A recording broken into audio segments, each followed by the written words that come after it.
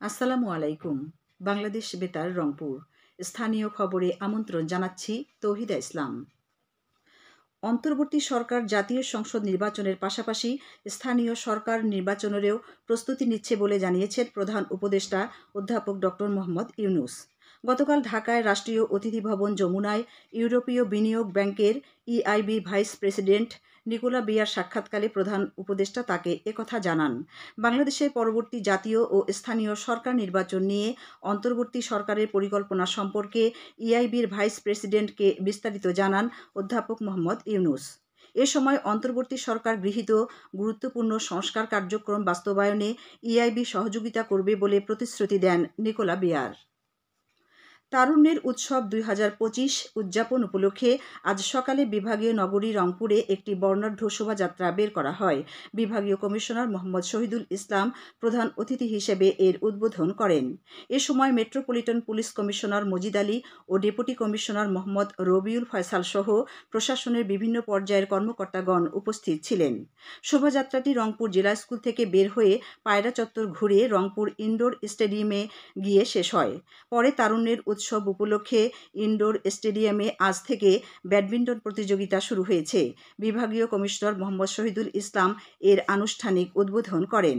Deputy commissioner Mohammad Rabiul ফয়সালের সভাপতিত্বে উদ্বোধনী অনুষ্ঠানে অন্যান্যের মধ্যে পুলিশের রংপুর রেঞ্জের DIG Mohammad Aminul Islam, metropolitan police commissioner Majid Ali ও পুলিশ সুপার মোহাম্মদ আবু সাইম বক্তব্য রাখেন।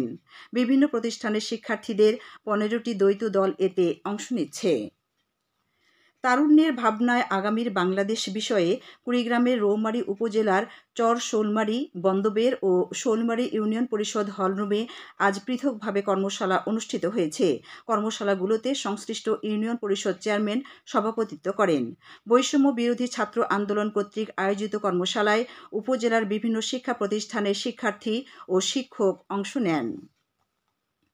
রংপুর সিটি কর্পোরেশনের 3টি ওয়ার্ডে এবং একটি উপজেলায় আজ সাশ্রয়ী মূল্যে টিসিবির পণ্য বিক্রি করা হচ্ছে। কর্মসূচির আওতায় সিটি কর্পোরেশনের 31, 32 ও 33 নম্বর ওয়ার্ডে এবং পীরগাছা উপজেলার 16,027 জন টিসিবি কার্ডধারীর মধ্যে 470 টাকা প্যাকেজ মূল্যে 2 লিটার তেল, 2 কেজি ডাল ও 5 কেজি চাল বিক্রি করা হচ্ছে।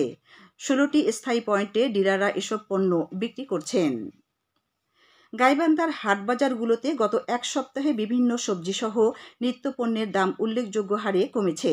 বর্তমানে প্রতি কেজি আলু ও পেঁয়াজ 50 টাকা, পেঁপে 30, কাঁচামরিচ 40, টমেটো 50, শিম 30, বাঁধাকপি 12, বেগুন 15, গাজর 40, মিষ্টি কুমড়া 25, শসা 30 এবং ফুলকপি 1 টাকায় বিক্রি হচ্ছে।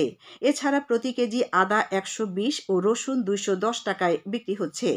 এ প্রসঙ্গে গাইবান্ধা জাতীয় ভোক্তা অধিকার সংরক্ষণ অধিদপ্তরের সহকারী পরিচালক পরেশচন্দ্র বর্মন বলেন, নিত্যপণ্যের দাম স্থিতিশীল রাখতে নিয়মিত বাজার পর্যবেক্ষণ ও অভিযান পরিচালনা করা হচ্ছে। কুড়িগ্রামে 3 দিন পর আবার তাপমাত্রা কমতে শুরু করেছে। ঘন কুয়াশার সাথে দেখা দিয়েছে হিমেল হাওয়া।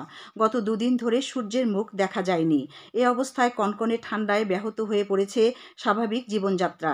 এতে বেশি বিপাকে পড়েছে খেটে খাওয়া দিনমজুর ও বিভিন্ন পেশার শ্রমজীবীরা। হাসপাতালগুলোতে শীতজনিত রোগীর সংখ্যা বাড়ছে, যাদের অধিকাংশই শিশু ও বৃদ্ধ। আজ সকাল 9টায় জেলার সর্বনিম্ন তাপমাত্রা 11.8 ডিগ্রি সেলসিয়াস রেকর্ড করেছে রাজারহাট আবহাওয়া পর্যবেক্ষণাগার কেন্দ্র। এখন শুনুন কৃষি সংবাদ।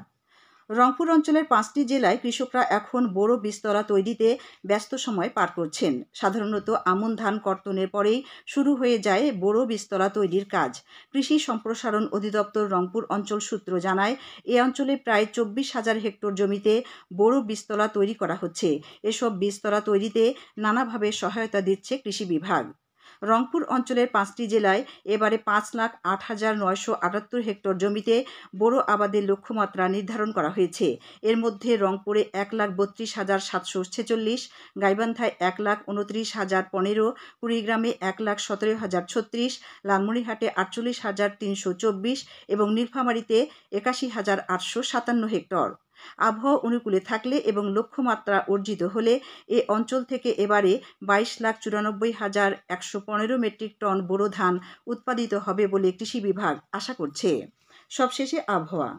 আজ সন্ধ্যে ৬টা পর্যন্ত পূর্বাভাসে বলা হয়েছে, দেশের অভ্যন্তরীণ নদীবন্দরগুলোর জন্য কোনো সতর্কবাণী নেই এবং কোনো সংকেতও দেখাতে হবে না। খবর শেষ হলো। আমাদের পরবর্তী স্থানীয় খবর প্রচারিত হবে সন্ধ্যে ৭টায়।